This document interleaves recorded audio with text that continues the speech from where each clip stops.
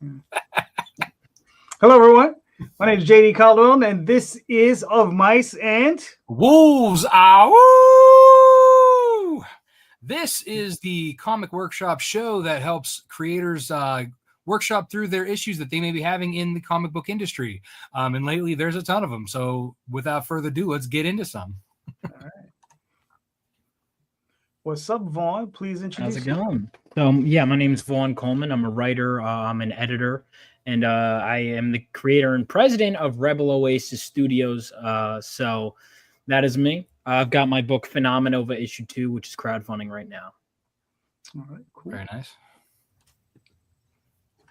How you doing, Deece? Please introduce yourself, sir. What's up, guys? I am Deece Casillas. My new book, Kill Stan, #1 is out now. #2, Kickstarter is running at the moment. All right, cool. Mr. DM, please introduce yourself, sir. Good to see everybody.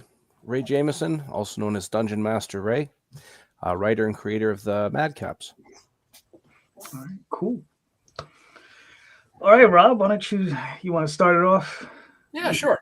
All right. Well, welcome everybody to the show. We're going to go clockwise like we usually do. So that means, Vaughn, you are up, sir. What is your topic/issue that you would like us to help workshop for you? I guess because obviously I don't want to know how to get more backers and whatever, but how to keep a consistent backer base. So it's not like creating and then just milking every bit out of backers. It's obviously a lot of work to promote, but how do you consistently put out quality work in a timely manner in the indie scene? How do you keep a consistent audience that's there? Okay. Does anybody have any clarification questions? Deece, do you have anything for him? I don't think so. Okay. Ray, do you have any questions to kind of clarify what he's asking? No, I think it's a pretty clear question. Okay. All right. JD? The only thing I can ask is what have you been doing recently to actually build a fan base? So all right, so do you want me to answer that, or are we still? You can answer Okay. this because we're asking you now the questions, and then we will come after the questions. We'll go back and we'll say what we think will help you. Oh man, I mean all sorts of stuff. I've been talking more on Facebook groups, posting on Twitter and whatever socials I can, making shorts, email blasts, update blasts. I mean, that's basically what I've been doing lately. Going on God knows how many live streams. This is my second one today. Posting in every Facebook group I can. Those are the things I've been doing. Okay. Fair enough. So you say like keep up the quality of work, right? So like what? I guess specifically, you mean like the quality of like the comic book work, or the quality of like your audience? I guess that's kind of where I'm like. Well, yeah. So I guess what I mean, because that would be just kind of on me. But I guess how do I manage to keep? What I'm wondering is how do I manage to keep raising the money quickly while maintaining an audience? If that makes sense. Like people who are going to come back for issue to issue. I guess would be the tough thing. Okay, and all right. Another question I have is, obviously are you doing the art, or you're just the writer, right? You're the writer. Okay, is your art? How quickly does your artist put out the pages? All right, so I guess maybe I should have asked the question better. It's, my apologies, because I guess it's not so much that as because at the end of the day, even if I could get him, I could do projects in between. I would just need to have the money to hire the artist. So I guess my question would more so be, I guess, how do I get people that are like there and ready to back consistently? Mm-hmm. Because I see people do it that will like get so many books a year, and I'm like, how do they do it? Okay. Do you want me to start answering that? Yeah, I mean, if everybody thinks that's clear enough. All right. There's a couple of real basic ones. One, I'll tell you that one of the real easy secrets to the way the way it works for me. I know you've seen I produce a lot of books every year. One, try to have a big pile of cash. Yeah, that's the part I'm learning. That's counterintuitive to make right? I mean, you know, I mean, I'll be honest with you, like years ago, like probably 14, 15 years ago, I walked into I owed someone about 5K, and they basically forgave it, right? And like, most idiots, or like, like most people like us, instead of putting that away to my retirement or going on vacation, I made a comic, and what I've been doing is just taking that same cash, going through Kickstarter, recycling that money. Yeah.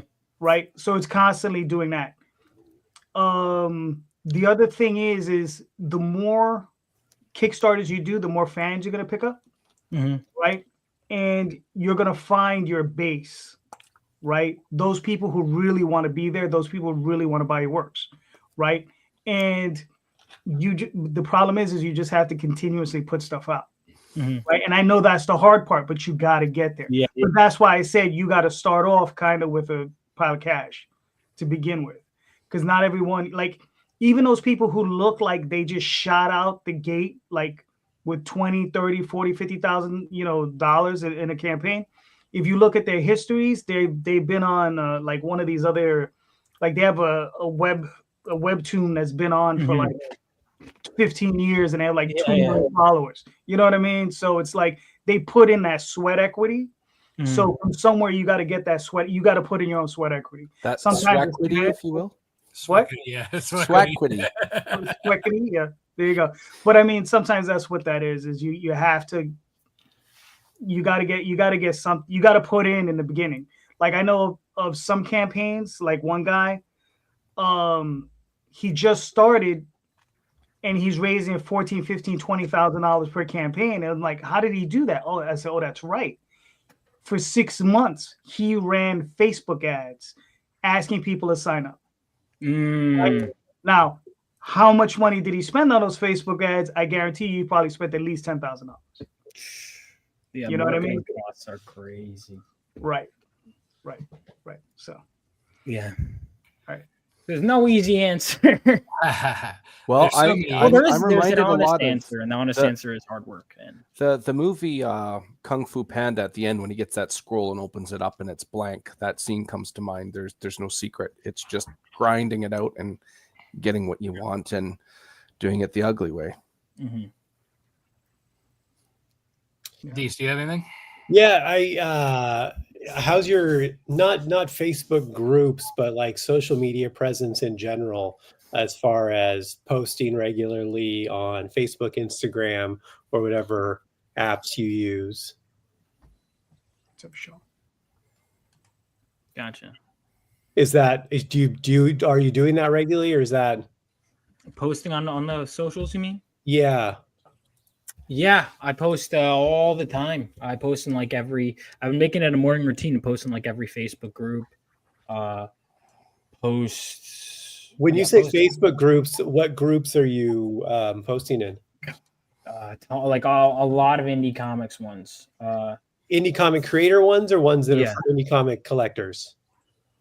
Mostly indie comic creator ones, I assume, right? Probably all of them, honestly. So, I mean, in my experience, the indie comic creator groups are, I'd say, a waste of time. In my, to be completely frank, I mean, I've tried it. I've been there where you're at. Not to say I don't occasionally still, but for the most part. And I mean, I used to do music. I do stand-up comedy for a living. I've done all types of art stuff. Artists are really bad at supporting other artists. Super that, I mean, I scroll through all those groups all the time, and I just see posts with 1, 2, not much reciprocation. Right. No one gives a shit about what anyone else is doing. They're all too caught up in what they're doing. And it's unfortunate. Unless you have a provocative interesting comment and then tie your stuff into it. That's when they were like, oh, that's interesting, kind of a thing. But then, even then, that's like, well, I'm still not going to back you. Yeah, and it's like they're too caught up in what they're doing, and it's unfortunate because if everyone really did help promote and share around, it would be huge for everyone. Rising tides lift all ships and all that cliche stuff. But I would say you've got better time spent promoting that book. It's a physical book, I assume. Also, you have physical copies, Vaughn? Yeah. I have physical copies here. I mean, I would spend that time.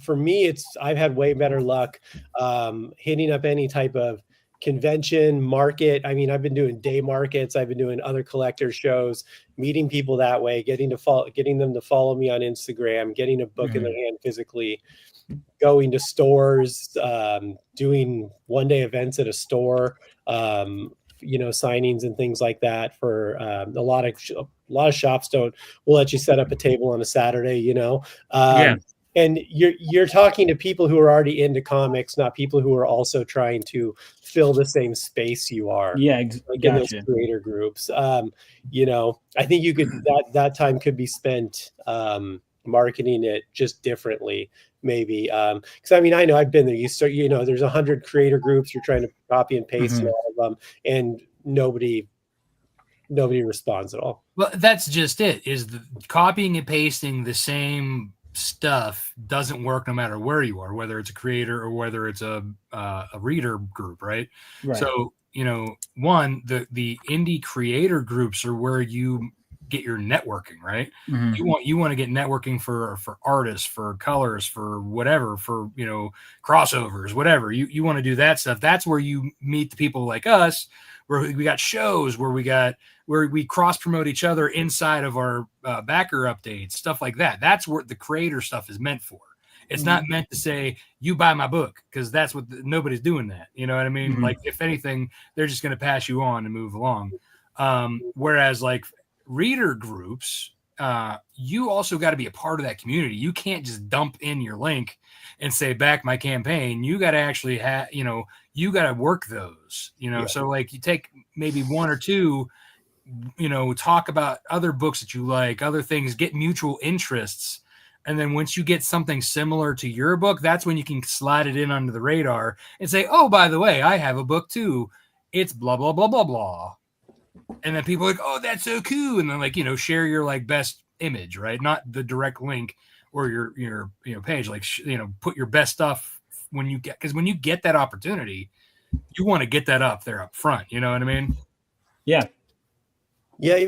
Maybe some luck I've had is I've kind of cultivate a little community of, I don't know, 5 to 10 creators that you're close with, that post regularly and just kind of all pump up each other's stuff, like I've got a little group I'm in on Instagram where every day someone sends a post that they posted, everyone goes on and shares it, likes it, comments for the algorithm and stuff. So, and just everyone makes a tacit agreement to make sure they get in and be active in it. And at least helps it in the algorithm, helps it get moving to get in front of more people. And they're sharing it to an audience that is already looking for indie comics too, if it's one of their followers. So gotcha. So instead of like a scatter shot to thousands of people who don't care, send it to 10 people who do care and will take the time to help move it. Okay, so take some time. So people who will take time for your work really is what you want. Well, you gotta do it as well. Like like you were saying there, Deece, it's like one person at a time, basically. That's how you're winning everybody over. I know. Unfortunately, there's no like funnel where you can get them to all fall through your one comment. Unfortunately, I've learned that. Yeah. I mean, it's just one person at a time. Yeah, I mean, it is, aside from paying for ads, like JD was saying, that's one thing you can do in the off season, if you will, when you're not on Kickstarter. Is for me, like I do a free issue number 1 of Nightwolf for email signups, and I run like it's like a $5 a day ad that runs, but it also it kind of boosts my algorithm before I'm launching, and then when I'm live, then I do another $5 one for the campaign. So what that does is it also keeps your organic traffic up, because Facebook's not gonna, like, you know, since you're paying them, you know, they're not they're like, okay, we'll let this guy go. Like, I've noticed they do it deliberately. I'll notice I'll post an Instagram post that's related to my comics, no likes. I post something that's like me and my friends hanging out. Oh, there you guys are. Like my post. Gee, I wonder. It's almost like anytime something that could benefit my business is posted. Well, they don't. So think about it this way: they want to keep you on their platform. They don't want, if you throw a link in there, money off. They don't want you to leave the platform. Right. So, and it's the link that's doing it. Yeah.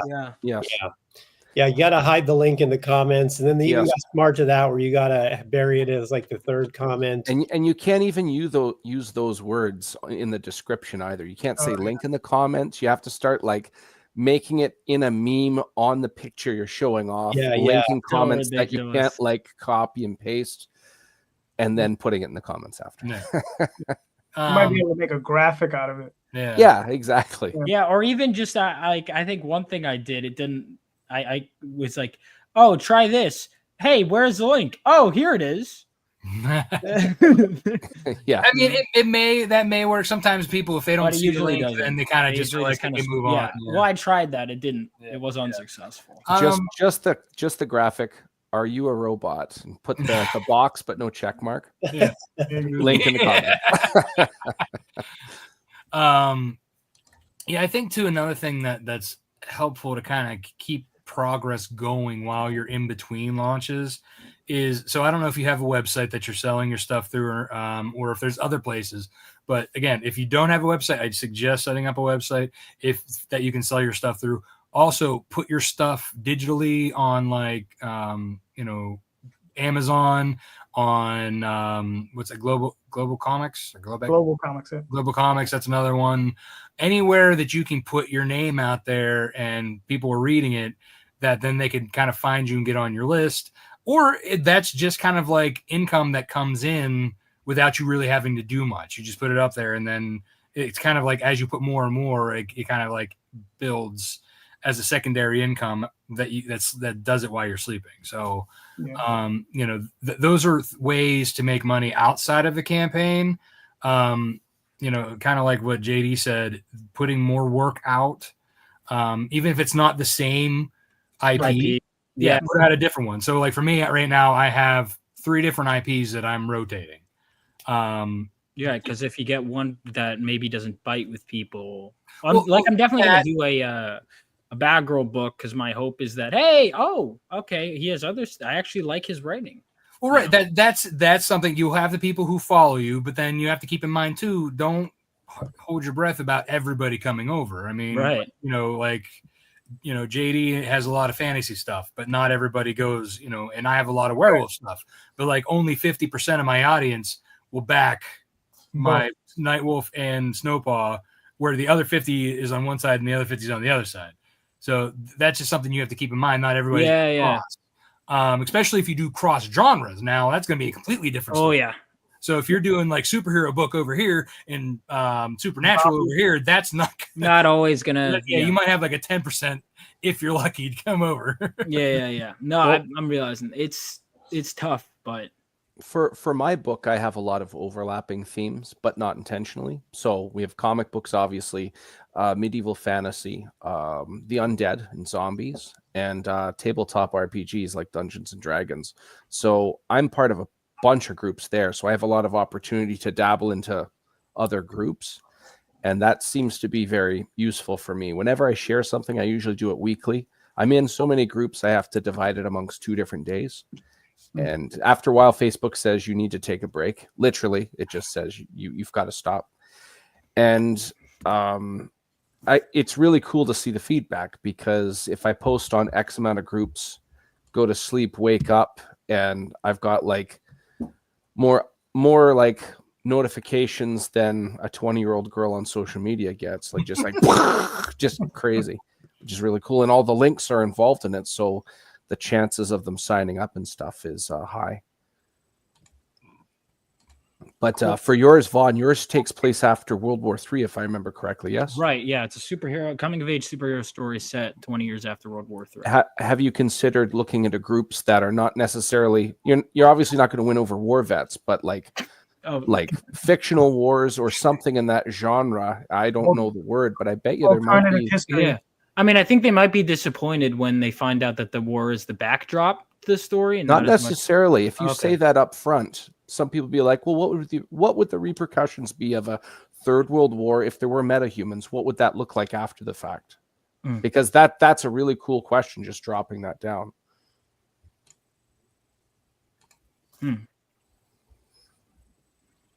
Are you Consider. I was waiting. I wasn't sure if you were asking or if you were saying that's a question someone could ask. I'm just saying it's just an interesting way of dropping it, like the elevator pitch, essentially. Yeah, throwing a little bit of background, especially that's something that's intriguing like that, is a nice little hook. Gotcha. Yeah, I mean that's the tough thing is for like finding a way to expand the audience, pull people in, whatever. Like here's the thing: if I knew I could just ideally, I'd love to be able to know that when I print this amount, that I could sell this amount, even if they're not all on the campaign. But that's obviously. The harsh reality is realizing that's easier said than done. Well, again, you just have to have more sales avenues besides Kickstarter, right? Yeah, right. I'm on three campaigns right now. Yeah. And then on top of that, I was just at a con. I have a website. I'm a Global Comics. So I try everything. I can. So I'm hoping that. Think about it this way too, though. So when you're not live on Kickstarter, how often are you actually pushing the book, or are you just kind of backing off of social media? I push it. I mean, here's the thing. I basically, between issues 1 and 2, was me retweeting stuff of the first issue until here's the cover, sign up, and then we launched issue 2. So there has not been. It was back. Get it. You miss it. Oh, it's right here. It's still on my website. And then my hope is like between 2 and 3, because there'll be a longer wait time. I'll be building up my audience as best I can. So by the time 3 comes, there are people waiting for it. Yeah, I think that you're on the right track. Then it's a matter of continuing what you're doing, but tweaking it. Yeah. Like we said, not so much hitting the creator groups as much as building up a reputation with the reader groups, and also, like I said, having an email builder with an offer like for your issue 1 that should help pull people in, because then that gives them a chance to read the book digitally and say, oh, you know what, I really like this. Oh, it's up to issue 3 now. Cool. So once they get on your email list, you should be making sure that like you have a welcome series that's introducing them to the series, not just waiting to send them the next newsletter. You got right. it. So you got to be priming that pump, right? Also, Vaughn, you also have your first book is like 60 plus pages too, is it not? Yeah. So even just like 20 pages of it. I have 10 pages. If you want to read the rest, here it is for sale. But there you go. Perfect. I have That's 10 perfect pages of it for free. You think I should do 20? It might be like where an act leaves, wherever that number is. It doesn't necessarily have to be 20. You don't want to be like someone's in mid conversation and then rickroll them with don't even end the scene. Right? Yeah. No, I'm not doing right now because that was automatically what it did in Global Comics. It kind of ended in a perfect spot where it's like, shining flashlight in a cave, goes, you guys want to explore it? And that's where perfect. That's what I have right now. Yeah, the cliffhangers are always the best to draw people in.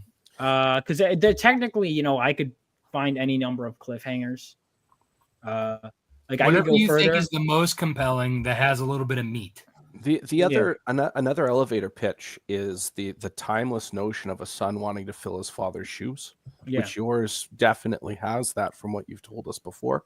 Mm-hmm. I think there's a lot of interesting angles for you to promote accordingly. Like Gotcha. Father's Day is coming up. This kid wants to be like his dad, and anybody who likes their dad, check this out. Like weird things, like I shouldn't say weird, just unique. Is a better way to put it. I try stuff like that all the time. That's that's one of the things is finding different angles to promote the same product over and over again. Like, for example, I have new Invincibles going out. I'm trying to capitalize on it to be like, hey, did you guys know you could read it on Global Comics? Well, while you're there. Yeah, that's smart. I like that. Yeah. Oh, are you waiting between seasons? Well, I got just the thing for you. That's my that's what I'm hoping to do is or like if someone's like, man, I wish I was finding this, and if I could fill that void, there we go. Like that happened. Like, or even on like Twitter, there was someone who was complaining about like this woman was wearing not enough clothes in a video game, and I was like, hey, you should definitely not check out this comic right here. And then I put that clickbait it. Yeah, and then I got like hundreds of views. So are you only doing it on Kickstarter? Do you also have an IGG running at the same time, or Fund My Comic? Or I have IGG and Fund My Comic. IGG is crazy slow. Okay. But Fund My Comic is where I first launched. I did great on there. Almost 6,000. I'm at an annoying. I'm like 5,901, like 5,900, and I'm like, can you someone just push it? Like at least give me that. And it's like I've been just hovering over that 6K. I've got the ultimate catch line for that: 99 problems, but a link ain't one, because you're 99 bucks short. There you go. There you go. That's the tough part. I have a bunch of So like, for example, Kickstarter is where I feel I'm lacking, and I know there's so much potential on that platform because it's the biggest. So I'm like, I should be getting bigger numbers on there, but it's because they don't know me, because I haven't pushed out. Started. Well, I think too, like where you've been starting to build your audience. Obviously, you said you didn't do Kickstarter first, right? So you did Fund My Comic. Yeah. So your base right now is Fund My Comic. Yeah. So you kind of have to think about that in a manner like, so as you're building your list up, try and put them in separate buckets, because like when you're emailing out, you're probably not going to get to pull them from one crowdfunding site to the other. So you need to start building up the reputation on the other site, if you want to like really boost up those numbers. And again, that it all comes down to like when you're doing that email list and doing your freebie, do the welcome series, because then in the welcome series you can be like, hey, do you prefer buying through retail shops? Do you prefer buying through Kickstarter? Do you prefer buying digitally through Global Comics? And then once you could do like a survey in one of those emails, and once they kind of click that survey, you can then put them in that bucket, right? Because then that can help you segment out to who you're sending to. Another nice thing too, and we often say this to a lot of people, if you haven't used BackerKit Launch, I'd highly suggest it, especially for your Kickstarter campaigns, because you can, now that you're up to issue 3, you can then email all of your past backers and hit them up one time instead of hitting all the updates, multiple times and sending the same shit to their inboxes. Some of us have fun doing that, Rob, though. So it sends out to all backers across all platforms. So that's I think mostly. So you can take your backer list if you want, and so I think right now BackerKit does BackerKit, IGG, and Kickstarter.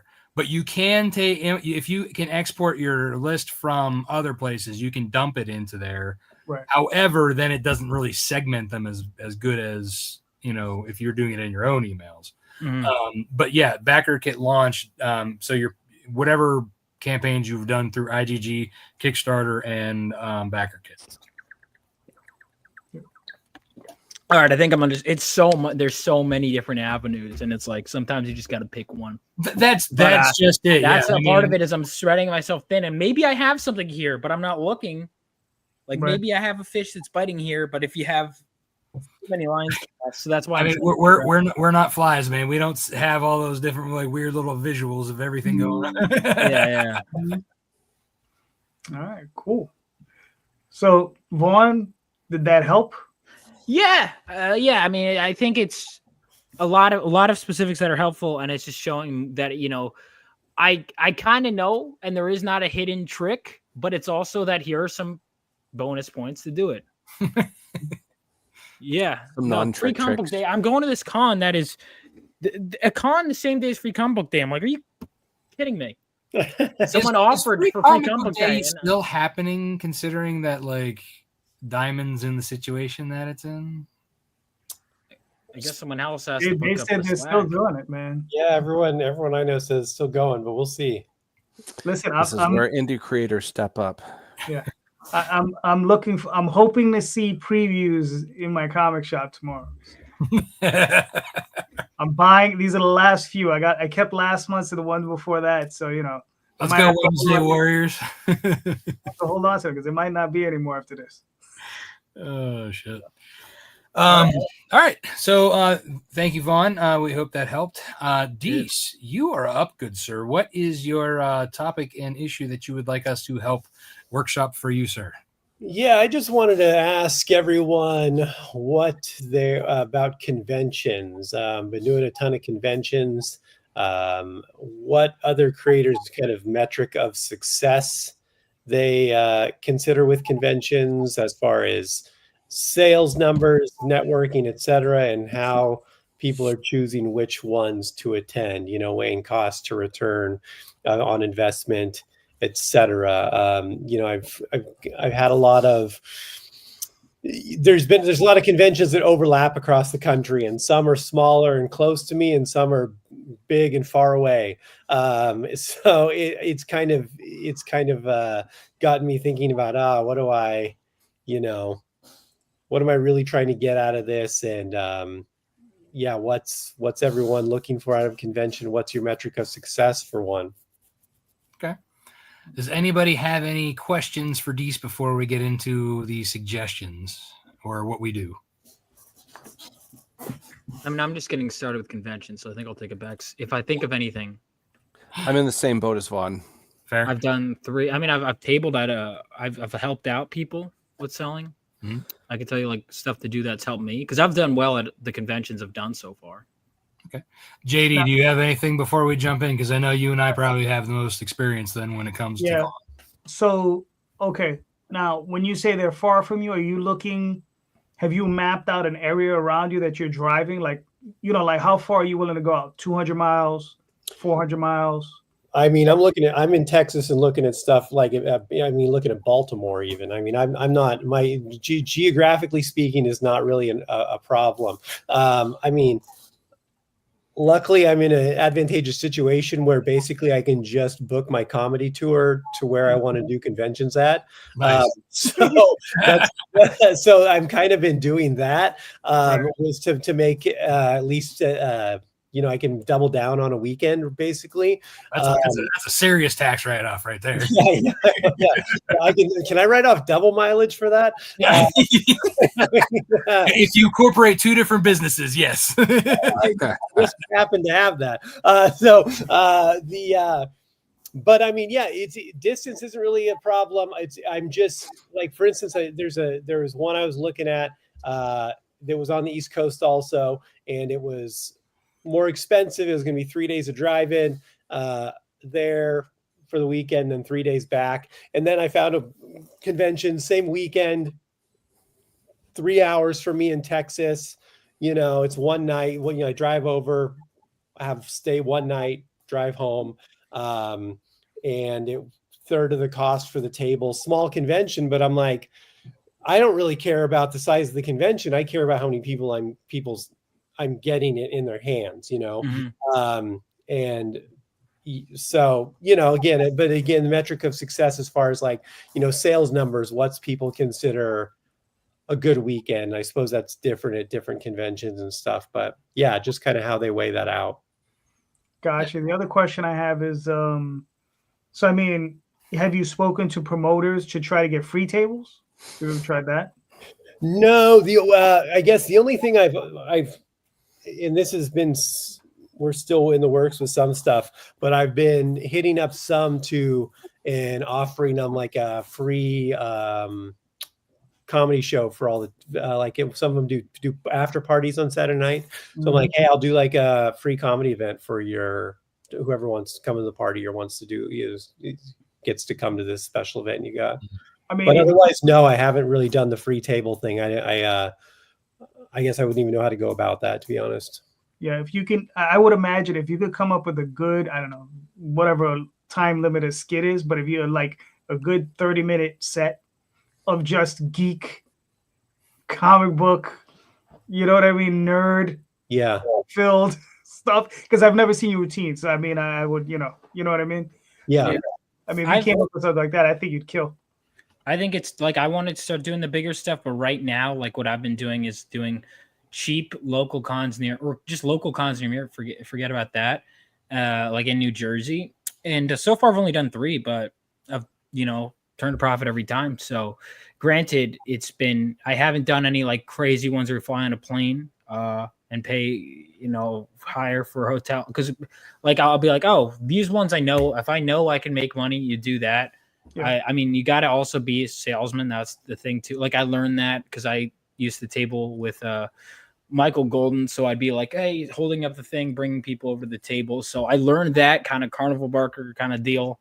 And luckily I had experience with that. So like, that's definitely part of it. There are a lot of really talented creators that expect people to come up, and some people do, but it's not like the actively selling is, those people tend to make the most. Yeah, I'm a stand for 8 hours guy and talk to everyone. Good. Then you'll do well. That's after a weekend of that, I am Sleep hard. Yeah, my back hurts. What I guess one more question, or 2 more questions, I guess, before we really move on to the suggestions. So you have the one book that you're taking, right? What else? Go ahead. Oh yeah, 1 book, 4 covers. Okay. What, besides the book and the variants, what are you filling your table with to kind of help with table costs? We've got original art that were prints we do, and we do pretty well with those too. So yeah, a bunch of original art that's kind of inspired by the feelings the book should evoke, Right. Artistic interpretation. Yeah. Abstract interpretations of the message of the book. Okay. Yeah, JD, do you want to start, or you want me to go ahead and start throwing out my thoughts? Well, no, go ahead.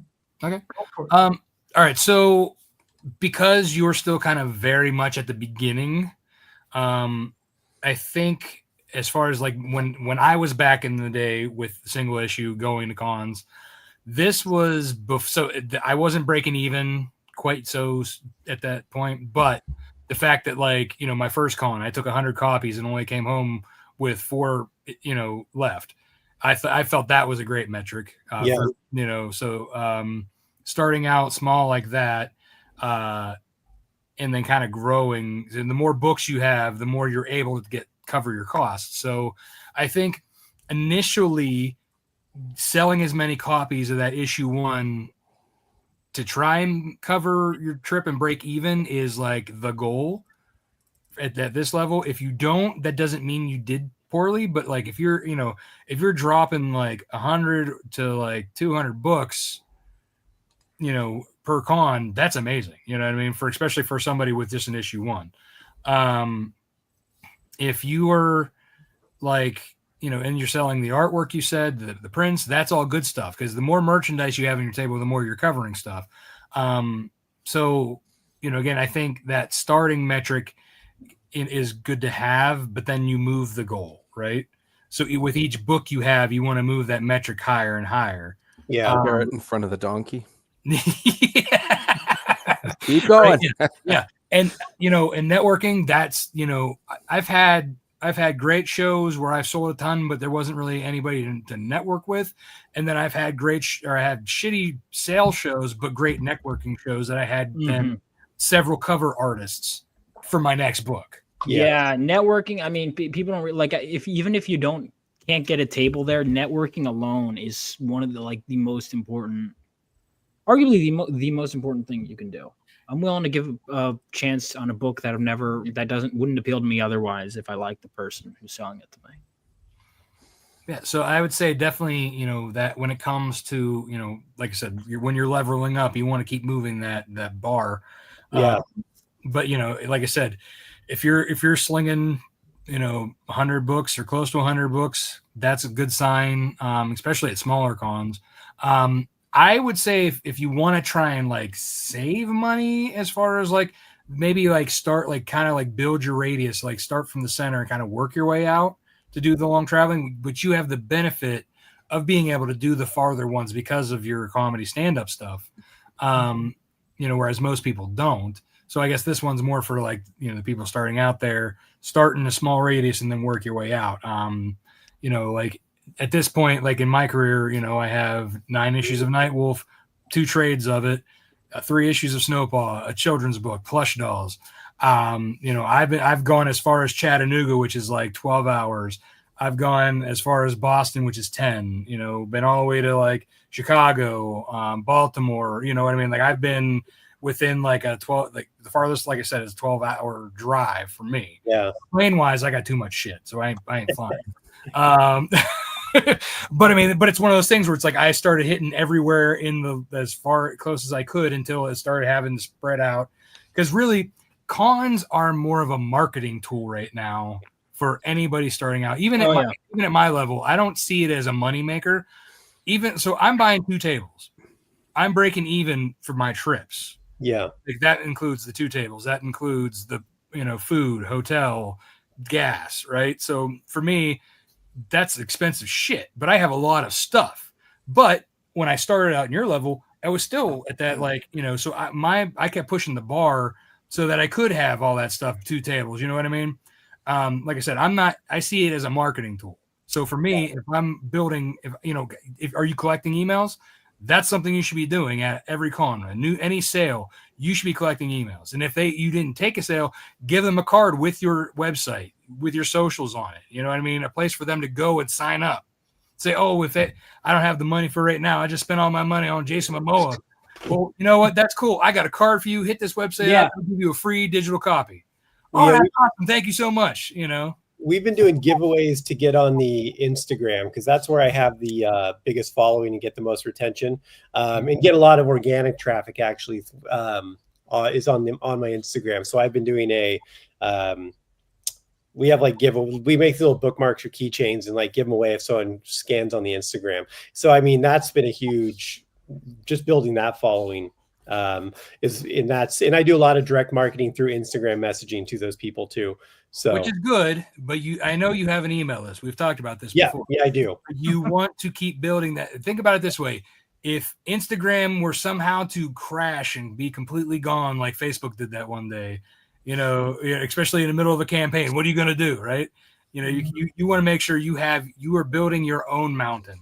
You have your own website, your own email list that you're able to rely on and build that, because you want to be able to stand tall in your own mountain while sprinkling on everybody else's platforms, right? You want to have your own castle, your own kingdom, be master of your own domain. Easy, Jerry. But yeah, so that again, like I said, I think as you're moving your metrics, I think you're doing pretty well for now. Like I said, if you don't have a good sales day, try and walk around, meet new creators. We talk, right? At cons, we talk about what we do. You can see what they're doing at their tables. You can, say, hey, you should try this convention. You should try this. We're doing this. You know what I mean? That networking is definitely a key thing. Yeah. And the interesting with the networking thing is that you'll find that you're going to find a lot of people that are not in this space, right? Like we're in this space and we know a lot of people that are in this space, but when you go to actual shows, you're gonna find a lot of people that you're like, I don't know any of these people. Yeah, right. But you'll see 200 or 300 indie creators, and you're like, who the hell are these people? And you never see them in this space, right? So it's like, where do they come from? How are they funding? How are they making their books? Like I said, how are they financing their books? And these are different venues. Like you can find out. I talk to some guys, and they're like, oh, I only sell on Amazon. Or, I only sell from my website, or I only do shows, or, just to hear the different stories of how everybody goes about that process. Mm-hmm. I've always found it really interesting and fascinating. It's just like, you just go through it and be like, all right, cool. Yeah. one of the things about the indie scene I notice is so many people, they'll be like, huh, never thought of that. Or just looking at the way someone's like, when I'm laying out my table, I'll be like, when I was first setting up, I'm like looking at Instagram pictures my friends set up with their tables. I'm like, oh, that's what, okay. Oh, I've never heard of that. Okay. Right. You know, why can't I fit enough books here? But okay, he has a stand. I'd never, you know, and so that kind of stuff helps. Or they're like, yeah, you know, I tried this. Like, even there's not it forces us to experiment. Right. And the different size of the tables too. It's always shifting. Okay, how can I best present this? Yeah.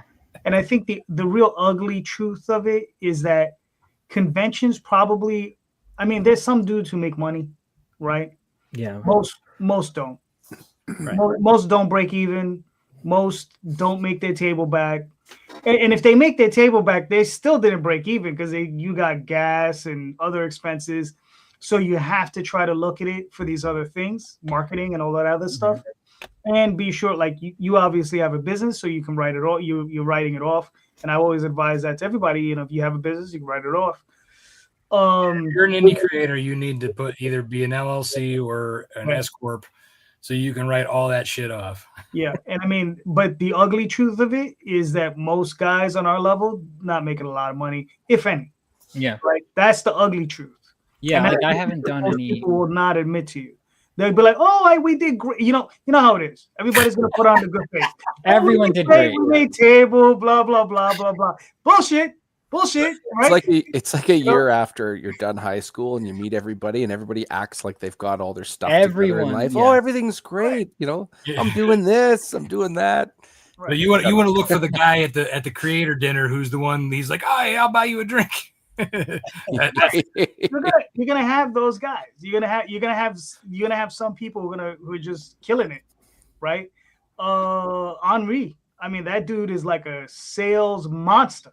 Like one day I gotta just check him out and see how he does it. He doesn't just sell his books. Like he sells books. Like he has his show where he sells other big. No, but I mean at conventions though. Yeah, he takes those Comic-Con. Yeah, he takes those too. Yeah. Oh, okay. Yeah, he has those. Plus, he takes so much of his, and then he brings a decent amount, but I mean, I bring enough that I don't sell out. Right. He brings enough so that he will sell out. Right. No, I got you. And to be honest with you, you never really want to sell out. You want to get down to 3 because if you sell out, you're potentially missing sales. Lost potential. That's what I'm saying. That's what I'm like. I will bring everything and the kitchen sink. I don't care if I haven't sold it in the last 10 cons. If I don't bring it, sure enough, I would have sold it that time. There's been times where I'm like, oh shit, I had sold for once. Hello. Too true. Too true. That reminds me, I got a message on Bother Henri a little bit more. Henri's a cool dude, man. He's a great guy. I've met him before. But he's a great guy and he's a great resource. And he has people on his shows too. So if you ever want to get promote Henri campaign, or I can't exactly. Campaign? COMPAN. Man, just type in Henri on the. Yeah, I just typed in Henri. I'm like the next part. Yeah, I was gonna say nobody. I know that guy. Yeah. So he's a very good dude. Yeah. Sorry for the hard truths there, but yeah. No. I mean, it's it's just trying to figure out what people, how people look at them. I mean, as far as luckily, sales wise, we've been doing well at conventions. So I mean, we've been able to, between the prints and the comic book, I mean, we've been able to. I mean, I think we made money every show, not a lot, but even after expenses, we're coming back and positive. But how to increase that, how to figure out which conventions are the good ones. I think the networking of talking to other creators, that's gotten me a lot of info on, like this one in Oklahoma. I only found out because of, I think she's in the chat here, Lori. She had told me about it at a convention in Dallas. She's like, oh, it's a good one. And then, we got so I'm like, sign up for that. Hearing from other creators who are telling you what they've had good experiences at is, or even, just ones you don't know of or don't hear about. Right. Mm-hmm. Yeah, And it's then, definitely hard to get to the good small ones too, like outside of your area. If you've never heard of it, you don't even know what to look Right. for. Yeah. I've been trolling these different sites that have conventions and tell you where like states and dates. And I'm just, I'm just plugging in weekends. Yep. That's Yeah. definitely a way to do it. and I mean, locally, if you have a lot of schools and stuff, I mean, sometimes you'll find these small, like, Not allowed near many schools, but all right, well, how about libraries? There you go. Sometimes I have library conventions for one day. yeah. Okay. Those sometimes will be for free. Horror conventions. Books for you? sold at Yeah. a book place? Horror conventions do you have to have horror stuff or no? Yes. Yeah. That's You, what I you mean. yeah. For horror conventions, you definitely want to have horror stuff. Yeah. Well, Yeah, there because is I'm gonna have what I'm wondering is I'm gonna have a horror book soon. But can I have that and then also my comics? You could, but don't like. I wouldn't have those like the main focus. You Like definitely want to side have by your side horror or anything stuff. like that. Okay. Yeah, you want to have your horror stuff up front. Like for me, like if I were to go to a horror con, Nightwolf would be the main focus back here, whereas like Snowpaw would be like, I'm probably not gonna, it's gonna be like over here. I'll Okay. say there's a Like group fish. here in San Antonio, Texas called Kings of Horror, and they run a show about every 6 weeks at this mall not far from me, and wow. I do it. It's a collector's show, so it's mostly it's all collectible shit, and there's maybe 3 people that are selling, have like a long box or 2 of comic books. It's mostly Funko Pops and horror related stuff. I started going there if I'm home in a weekend, and I mean my comic book is not horror related at all, and I kill there. But isn't it like violent and dark too? Like it's got a little. I mean it's dark and it's got a dark It's tone. horror adjacent. Yeah, I mean, but I think what it is those people are also like, basically, I mean, I've done day markets where it's just like random like day market stuff where people are selling scented candles for their dogs and fucking For their dogs. just all kinds of crazy Smells like hot dogs. if it's accessible and like I'm like, oh hell, I'll try it. But I mean, those are low cost too, like in general. So you're already probably like 2 books in, you're making a profit. Oh yeah. I mean, they're very low cost, and also like they get a lot of traffic. And really, like my goal is I'm not trying to sell someone the book. I'm trying to sell them on why I love and wrote this book. And, Me too. Yeah. That connection that I'm able to make with people, I think, is what really is able to get it for people at these horror things and stuff to buy it, because they're like, I give them the one-line pitch and they're like, oh, interesting, okay, and then they're a lot of them just want to support art. They're into cool different stuff. Yeah, there are the ones like when you say, oh yeah, I self-publish, this is my first self-publish, people are like, oh, that's so cool, Interesting. Except for when you're home, then they're like, oh yeah, that's cool. Yeah, stop talking about it. We get it. They're like, get a job, you bum. Yeah, if I have one horror book, I got to find a way to make that work. I like I said, man, I'd try even if you don't have a horror book yet, I'd give it a shot. I think like Rob said, a lot of the times those are really low cost too. I mean, I'm really of the mind now where if I'm have a free weekend and there's something where there's traffic that I can get a table at, I'll set up and see what I can do. And almost all of them have, pretty much actually all of them, I've been able to at least break even, if not make some money on them. So it's you'd be surprised, if you're just putting yourself out there with a good product, people will respond to it. All right, cool. All right. So, I mean, did we kind of answer your question? Yeah. I mean, I just try, like I said, I just want to know what people, how they're deciding what they do and what they think is success to them, because sales wise, everyone's got a different budget on what they put into a show and their books and stuff, but it's like, how do you decide which one works? What's best? Do you do the one that people say is great marketing, or the ones with big. People say like, don't go to the ones with big stars because the people spend all their money on that, and all that. Yeah. Bill Shatner is a show killer. Chat on the show. Yeah. Listen, all respect to Bill Shatner, but it's whenever I go to a shitty Shat show. Yeah. If the Shat's there, he's gonna Shat all over it. All right, Shat show. Or at least on your sales. Yeah. They spent $500 on him. They're like, look, man, I don't got anything else. Or Nobody's going to listen to you at all. Stay away from Jason Momoa shows. Yeah.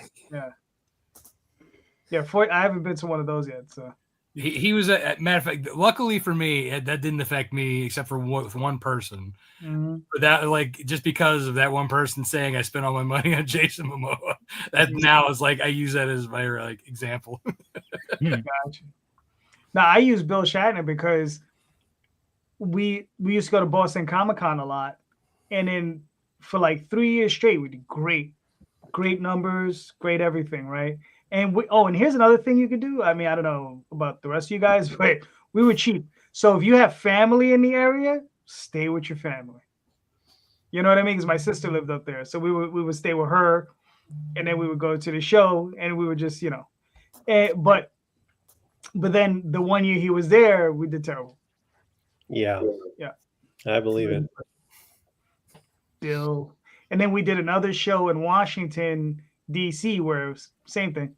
Bill was there. No bueno.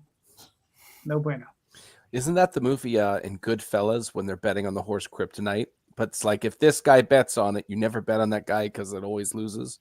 Let's go Kryptonite. Ah, darn! Everybody throws their tickets because they all bet on that guy already, or on that horse rather. Yeah. Yeah. All right. So like I said, hopefully that helped. So Yeah, definitely. All right, cool. All right, Rob. All right. So Ray, what do you have for us, good sir? Okay, I was asked to present a question. This hasn't necessarily been a problem for mine. I have experienced this, but I've never spoken about it with other creators. When I presented the question to JD, he put a laughing emoji onto it. I'm assuming you can relate to it, JD? Oh, yeah, of course. Okay, so I put a laughing emoji on it. I can relate. So this is more for JD then. Well, this is just a general, because I mean, I'm sure everybody's come across this. You have an interior artist, they have the script, they improve the sequentials. So I say that diplomatically, and it forces you to alter your dialogue, be it the order or certain wording, or you know what, these guys are in the wrong position, so now the other person has to say it. Is anybody been through that? But more importantly, what's the most creative solution they've had to do for a scenario like that? Yeah. Do we even need to ask any clarifying questions? If anybody has any questions, let's give them a second. I don't think. Yeah, no, I think that one's a very straightforward. Very. I mean, I guess sometimes I'll be like, oh, just shift this up to this panel. Yeah, I guess I'll be like, I'll take the script, because the script is a living document. That's something I learned, in screenwriting, and especially in comic book writing. I'm like, okay, this changes. So sometimes I'll just kind of move stuff around, and it almost sometimes makes me tighten up my dialogue more, because I'm like, I didn't need that. Yeah, you get the point. So I mean, I would just honestly, it sounds weird, but it's a case by case basis. So I guess just judge accordingly. If it's an improvement and you recognize it's an improvement, sometimes you have to kill your children. There was one line, there was one balloon. It's true, sometimes this escalated quickly. How do you fix this problem? Slaughter your firstborn. Casey Anthony would be great in comic books. I mean, sometimes, there was one part in issue 1 where I remember there were 2 lines that I had to cut, where it's back, because I love writing dialogue, back, forth, back and forth. And it literally couldn't fit more dialogue on the balloon. And I was like, I do like this, but I'm like, well, we got the rest of it in this part of the exchange. Do we need this part? No, it added a little character, but I'm like, and sometimes when I'm reading it, I almost read that part. I'm like, oh yeah, it's not there. So I mean, sometimes you have to just go. Yeah, I personally, I mean, I don't know how everyone formats their scripts, but I mean, I write pretty intricate scripts as far as how many panels, panel breakdown, how the panel should be laid out, where people are positioned in the panel, the point of view of the panel. I go so far as to send a lot of thumbnails, breakdowns, and stuff like that to my artists also. So I mean, I'm very meticulous and not quite as crazy as maybe Alan Moore. I don't say which way the wind is blowing and stuff like that. Like what flowers are blooming at that time, but I'm pretty intricate in the script. And my artist has given me suggestions at times that he thinks would work. And there's certainly times when I'm like, oh, adding this would be good, or this angle does work okay. But there's plenty of times where I've just said I think it's best if it's in the script. And just, it's at the end of the day, it's your project and you're paying them, man. So it needs to be how you want it to be. And there's diplomatic ways to say that, but I mean, the reality is it's yours. I mean, the worst part would be is paying for something you didn't, in a way you didn't want it, and then forever have to live like that. Yeah. So yeah, I've never had it to that level. The only times I've come across it, I actually liked it better, but it forced me to alter the dialogue just because of it. Just visually, it told the story better. So yeah, I've kind of had similar experiences. So with Nightwolf, I've had 12 issues scripted for years. That script's been done technically since 2013. And we are up to issue 10 now. Over the last couple years working with my artist, Carlos, he's gotten all kind of bought in, he loves the project. And so he tries to think of better ways to visually represent things as well, which is great. The only time I really push back on it is if I have a vision for pacing. Especially when it comes to horror scenes, you kind of have to have a specific pacing. It's similar in movies, you have to have that pacing for that kind of a jump scare. Right. For the suspense, you kind of have to have that same kind of pacing for when you flip a page or something, most oftentimes, like I said, he improves it. There's occasionally where I'm like, or other times where I'm like, half the time because I'm the letterer as well for Nightwolf. So I go back and have to, because the script was done in 2013, right? So all those 12 issues, sometimes I go back and be like, ooh, that was bad. Let me rewrite that or make it better, because I'm way ahead of where I was back then. So half the time I'm like, maybe changing, tweaking, but mostly it's along the same lines. But when something changes dramatically, yes, I have to kind of either cut things out or reword it or shorten the dialogue. But sometimes it's also a blessing because it hits better. The pacing's a little better, when it comes to certain things like that. With Snowpaw, Mog Park is the artist on that. And my first issue of Snowpaw was her first sequential. So it was kind of a learning situation with her. One, for her, to do sequentials, and then two, for me to kind of explain why it's broken down like this. But like I said, there's oftentimes where I'm like, if you can make it better, go ahead. But if it doesn't go with the flow, there's a reason, and I push back. You know what I mean? For the most part, like I said, I have very, like Deece, I have a very descriptive laid out how everything is. And again, sometimes when they flip, in one panel they're one way, and then they have characters mixed in a different panel, like that. I'm like, gotta be consistent. You gotta go back and put them. Yeah. they're not floating. Yeah. Sometimes you have to let stuff go, but there are times where I'm like, no. Yeah. There's certain things, where you can just be like, oh, whatever. But there were a couple times where I was going back and forth, and I would obsess over just things, and I'm like, it really bothered me that this one character who was fighting World War III didn't have a gun over, and I'm like, no, you know what? No, give him that gun. Give him the gun. And I kept going back and forth. I'm like, it's a small thing. Just draw that in, please. It'll haunt you forever if you don't fix it. Yeah, I was like, if I don't fix it, I was like, that strand on the hair is pink. It should be white. Fix it. It's bothering me. There was so originally Nightwolf had a cross scar on his eyes, right? So like it was literally like a cross, and it was intended to be that way. And up until issue 3, it was there, and then Carlos kept trying not to draw it like from issue 4 on. So eventually, I was just like instead of telling him, I would put it in myself. Eventually, got to be the point where I'm like, you know what, it just healed, whatever. He's a werewolf, right? So it wore off. It just took a while. But the reason it's scarred is because like it was cut by Silver, so like that was the only reason why it was scarred. But then at some point, I was like, you know what, it's just this line. He has like the main one, but like he doesn't have the across. At that point, I was like, whatever. I don't have time. Just do it. Yeah. All right. I got a few instances. Right, early on in my career, when I first started this, forever ago, I worked with 3 artists, probably more, 4 or 5, but whatever. There was one artist. I gave him a script. We did a book called Reaver.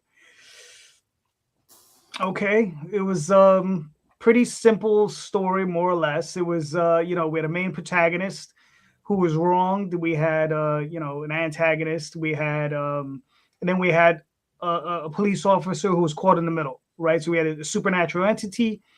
A woman possesses a supernatural armor, goes after the person who wronged her, and we had the cop in the middle who also had his own personal problems. And I was exploring all of these different character types and all these different things. Okay, that's the basic script. We're going to run along with this. Then the artist decides to drop in a whole different character that had absolutely nothing to do with the story. Right in the middle of my story, and he hands me the pages, and I'm like, "What the fuck is this?" So I had to go and make an entire sub story of 2 separate factions, one representing science, one representing magic, and how this one science faction managed to steal like this demon thing and turn it into a science demon thing, and how these 2 star-crossed demon things wanted to get back together. And it was like, and this escalated quickly. This was a subtext. This was like just an extra subplot. It sounds like its own comic, but it's just a sub story. Right. It was just a subplot. It's like I just have to explain what this stupid thing is here.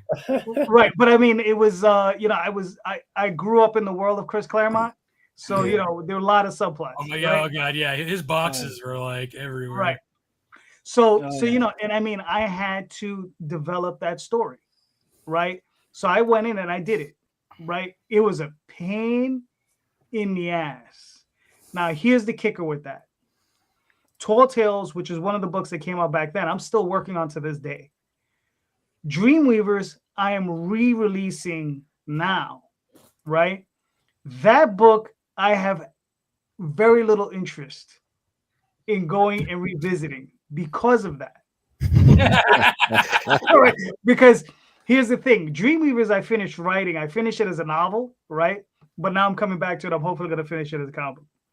But that particular book, the artwork is gorgeous. I would, just for the artwork alone, I would like to re-release it because it is really nice.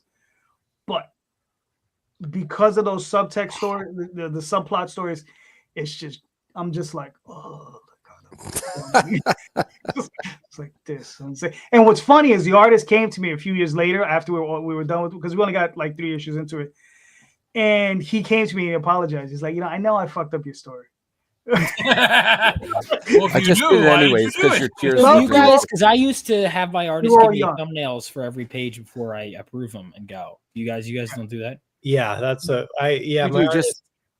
go step by step. Yeah, like for me, it was never exactly a problem. I just had to massage the dialogue, if that makes sense. Like you see it in the thumbnails, I'm like, you know what, that is better. Okay, let's do that, and then I switch it out. But you do the thumbnails first. Yes. Yeah. I mean, JD, when you described that scenario of I'm just going to insert this character right away, my thoughts are: is it at least in the same theme? Like, is it a sentient bowl of spaghetti that flies around with magic, or can I actually make it work? Like within the world, it looked like the character. If I were to show you the character, you'd be like, "Oh, that looks awesome," right? Like it's this demon mechanized thing called Blue Sin. gorgeous character. But it had nothing to do with your story. Exactly.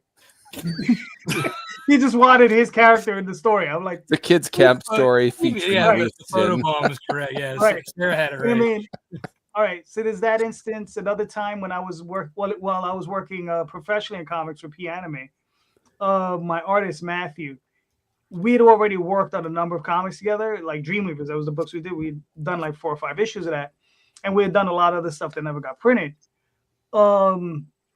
What he would do to my scripts is I was contracted to write 6 24-page comics. I would hand in those scripts. I would break them down page by page, and I would hand that in.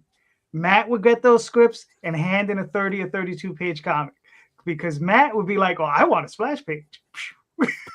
I want a double splash page." And the publisher, they were so enamored with his art, they just let him get away with it. They were just like, "Yeah, sure," they didn't care. But here was the really good part, though. If they took my 24-page script to a 32-page story, they had to pay me for those extra 8 pages because I was already paid for those 24 pages. They'd have to pay. So I would just be like, "Thank you, man." An extra $500 in my pocket or whatever it was at the time. So that worked out. The other thing that happens is with my current artist, Jade, like you guys say that you guys get thumbnails and stuff. I haven't gotten a thumbnail from Jade in like at least 10 years. She just draws. I hand her a script and I told her, like, I've worked with her almost, I think, going on 14 years. So it's been so long, I've forgotten how long I've worked with her. That's how long it's been. So I trust her so intrinsically, like, that I'm like, just go for it. Right? Do I always get what I want? No. But I always get something that's good or better than what I wanted. Yeah. Right. So that's the difference. And Someday I sometimes would like to get to that it's level. like it's better just to let it go than keep picking at it, because you're like, I just need my energy to move forward. Right. So yeah, I mean, but yeah, I've been all over the spectrum when it comes down to that stuff. But when I work with newer guys, they send me layouts. Like I'm working with one guy currently, and what he likes to do is deconstruct the script. So he's very manga influenced. So a scene that I feel should have only taken 10 pages might be spread over 25, because he's letting that scene, breathe, right? So it's like huge, like these really massive scenes. They look gorgeous, but I had to put my foot down and be like, bro, we have at least 5 pages of talking. Make it 5 pages, right? And save all that stuff for the big fights. They're going to be some really big ones. So I'm like, save it for that. And he was like, oh yeah, you're right. So I've been we've been making some headroom. So it's good, but he's, the guy's fantastic. So, Yeah, I think that's one thing that, like, especially new to sequential artists, like, they want to like show what they can do for like moods and this and that, but like really you got to think about it for like what's really going to be the big bang, what you want to have that big real estate, right? Mm-hmm. So yeah, I mean, you have to, because also the thing is that you got to remember you're in a creative partnership, right? Like I understand like the way Deece does a script, you're the boss, right? You're paying for it. That's you. I'm a little bit more free flow, loosey goosey with it because I work with enough people, and my thing is always this is like, you see the script, make sure everything that's in that script gets in there, right? Every line of dialogue has to be spoken. Okay. But I'll let you do your own pacing. I'll let you lay it out however you want to lay it out. You understand? And that's your contribution to the creative end of it. Right. So, because for me, I'm like that, panel 1, page 1, 3/4 worm's eye, I could do it, but I would be eating my keyboard like after the fifth page.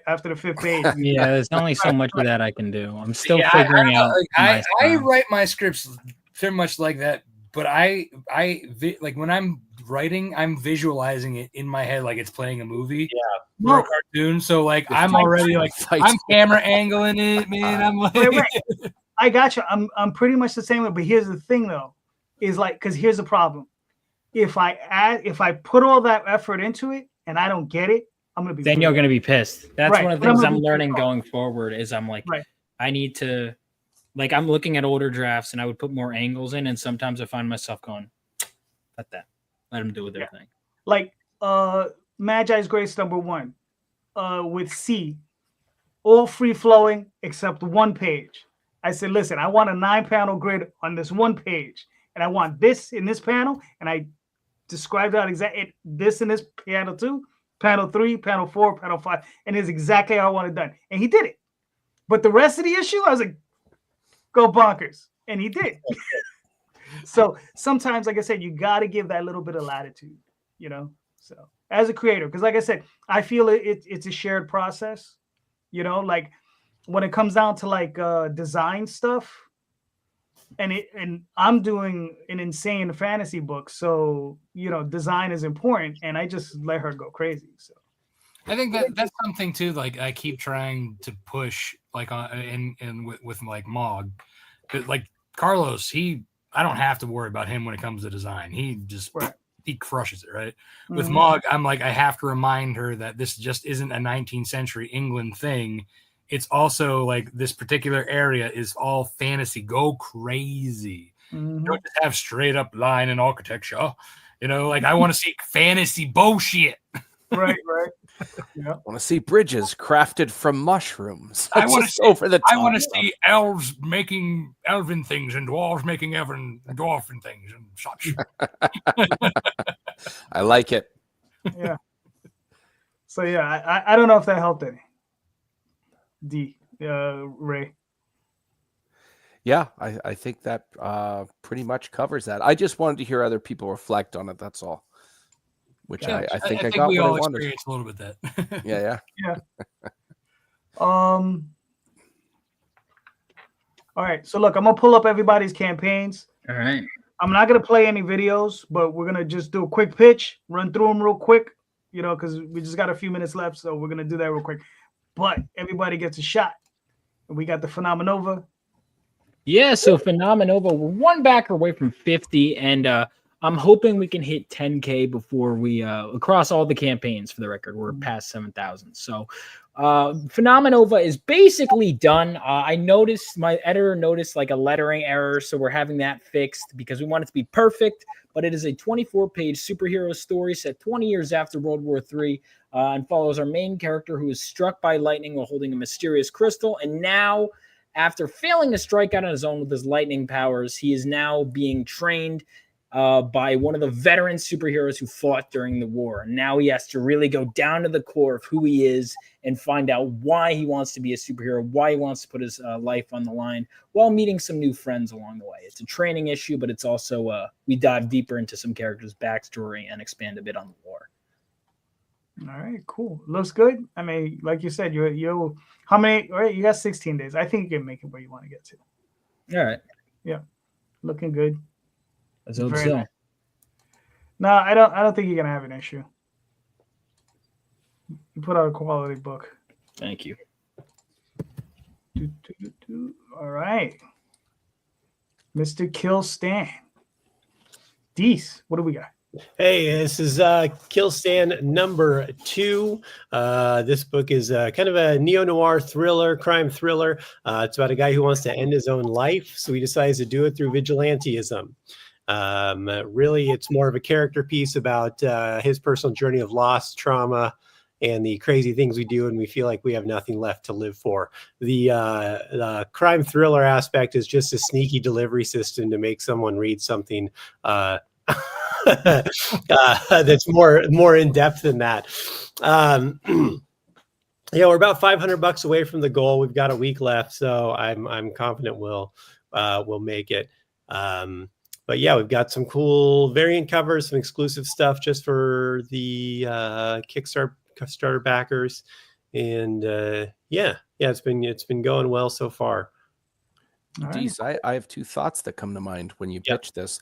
The first one is it's very reminiscent to me of Mel Gibson's character from Lethal Weapon, Riggs, Okay. especially in the first one. Mhm. Just if you got nothing to lose, you're probably going to be really good at doing things like vigilantism. And then the other one is comedians always, it's interesting seeing the contrast of funny versus dark. Yeah. It's very appealing when I look at that and hear you explain it. That's really, really neat.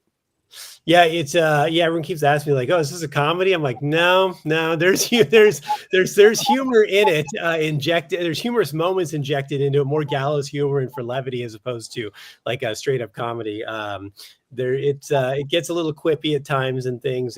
But it's fast paced, especially the first few issues. I was writing them with the word relentless in mind. I wanted them to just really make you feel like your heart rate elevated at the end of it. They move kind of like Rob said, in the way we set up the panels and stuff. Kind of wanted it to be very cinematic and movie like when you read it also.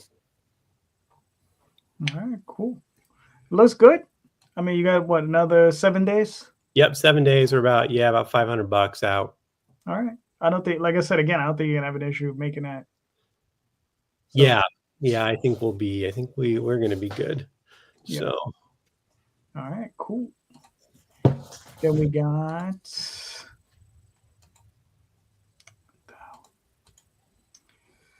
okay. This is what happens when you wake up too early in the morning.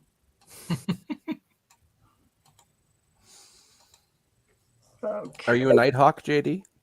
Normally, but know. I have this thing called a job. So, I can respect that. So this is the pre-launch for the Mad Caps issue number 2. You can also, during this campaign, purchase issue 1. This is a 3-issue miniseries. The whole thing takes place over one night. It's about 4 childhood friends meet up at their hometown. They're going to leave for a job, but before they can, there's a local outbreak involving the undead.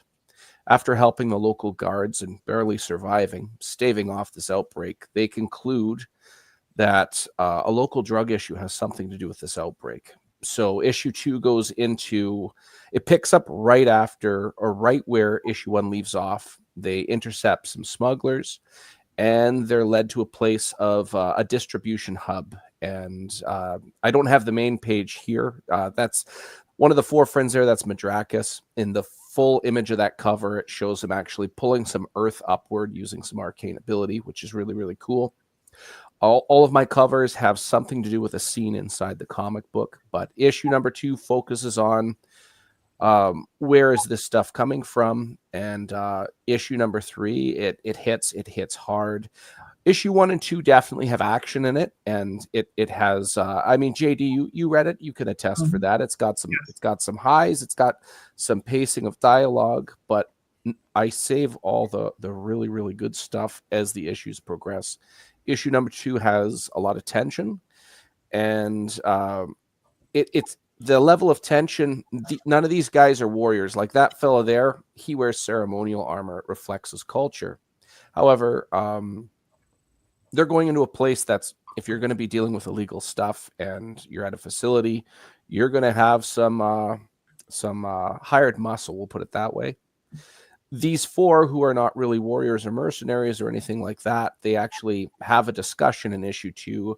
Are we biting off more than we can chew? Should we just walk away and let the local authorities deal with this? And I've already mentioned tension, and I can't really say too much more about that, but every issue that progresses, everything in regards to impact and action escalates accordingly. So by the time we get to this last issue, it's going to be a huge payoff, and I promise you guys are going to enjoy it. If you could just click on that follow link on the pre-launch here, and you would definitely be helping sway this project's algorithm in our favor. It'd be really, really awesome. Really appreciate it.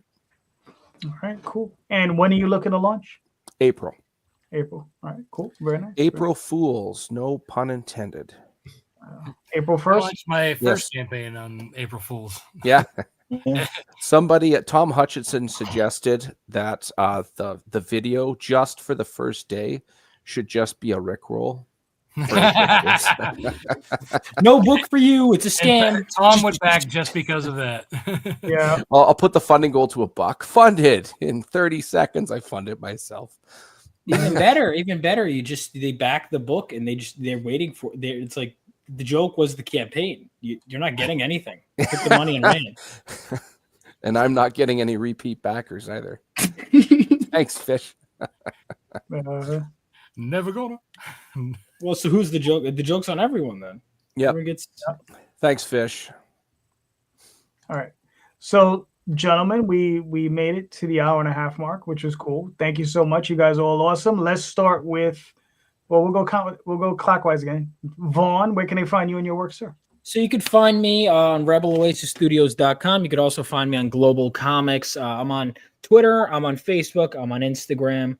I'm on TikTok. Everywhere you go, you'll be able to find me. You can also find me on YouTube. I do shorts there. I do videos. I do live streams. I do it all. So follow me on whatever platform. Join my email list on my website. And yeah, that's where you can find me. All right, cool. Deece, where can they find you? You can find the comic book at inferno.earth on most platforms. That's inferno.earth on Instagram, inferno.earth on Facebook, and inferno.earth is also our website. There's no .com anymore. All the porn sites took all those. So .earth is the domain. You can buy, we do a lot of direct to consumer. So, if you missed number 1, you can buy it directly through us on the website, or you can hit me up directly. It's also available on the number 2 Kickstarter, but you can find me directly at Deece.comedy on most platforms, or Deece Casillas, spelled the Christian way, like in the Bible. Just look it up. Yeah, dirty heathens. You'll find it.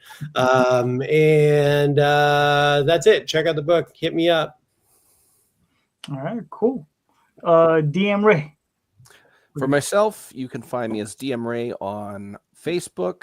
DM is short for Dungeon Master. You can find the Madcaps Facebook page on there as well. I'm also on Instagram and Twixter under at Raymond the DM, because DM Ray was taken. And I think that's all I have of any significance. But the most important one is that pre-launch for Madcaps issue 2. Follow, and lots of hilarity and fun shall ensue. All right, cool. Mr. Multari, where can they find you, sir? Yeah, so you can find me, at Lone Wolf Comics on Twitter, Facebook, Instagram, TikTok, Blue Sky, all the random new ones that just popped up. You can find me at Rob Multari at Twitter, Facebook, Instagram. Go to offer.lonewolfcomics.com to get your free copy of Nightwolf. Sign up for the email list. Do that for free instead of going to Facebook and finding it there so they can charge me. Yeah. So, and lonewolfcomics.com is my website, and be sure to look for the next issue of Nightwolf coming out next month on Kickstarter. All right, cool. And I'm JD Calderon. You can find me on the OswaldChronicles.com, TallTalesOnline.com, Facebook, Twitter, Instagram, DeviantArt, all those different places. And every other week here with my man right there, Mr. Rob Multari, Sunday nights with a Mad Cat group of other creators where we just talk indie comics and try not to yell and scream at each other with too much. But that tends to happen anyway. I was going to say, Jay's always there, right? Yeah, exactly. So just remember, everybody, all these creators creating great books, fantastic books. Go check out the show notes. All their links are in those show notes. Go click on those links. Go buy their books, because these creators are like killing it right now. They're putting out fantastic books. They really deserve your help. They really deserve your sponsorship. And even more important, they really deserve for you to read their work. Mm-hmm. Right? Read it now. Yes. Oh, yeah. Remember, read more indie comics, especially ours. Have a good night, everyone. Thanks so much.